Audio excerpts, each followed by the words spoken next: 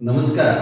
Interactive panel बोर्डमुळं आपल्याला मराठी अध्यापन अतिशय सुलभ पद्धतीने करता येतं.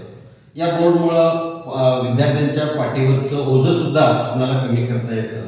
या पॅनल बोर्डमुळं आपल्याला मराठीतील प्राचीन वाङ्मय हे मुलांना सांगता येतं, पटवून सांगता येतं. अशा पद्धतीनं इंटर पॅनल बोर्ड हे अतिशय प्रभावी माध्यम आहे.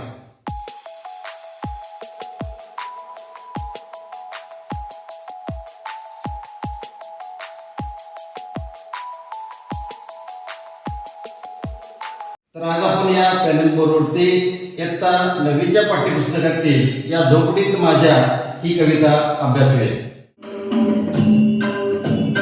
किती आनंदी आनंद, किती आनंदी आनंद, या झोपडीत माझ्या किती आनंदी आनंद, या झोपडीत माझ्या किती आनंदी आनंद.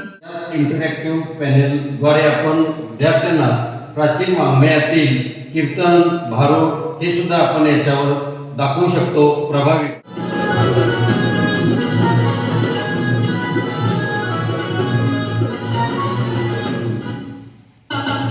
देवकी हो पाहिला पाषाणाचा खेळ नाम देवा संगे जेवला.